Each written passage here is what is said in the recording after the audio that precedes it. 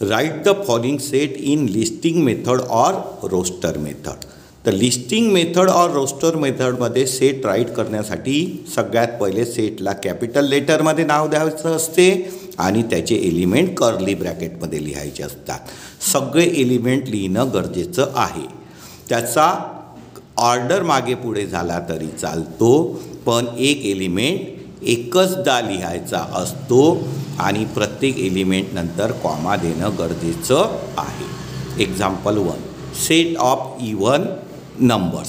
आता even numbers कोणते आहे? 2, 4, 6, 8 इनफायनाईट आहे म्हणून डॉट डॉट डॉट द्यायचं आणि सगळे एलिमेंट कर्ली ब्रॅकेटमध्ये लिहायचे. Set of even prime number from 1 to 50.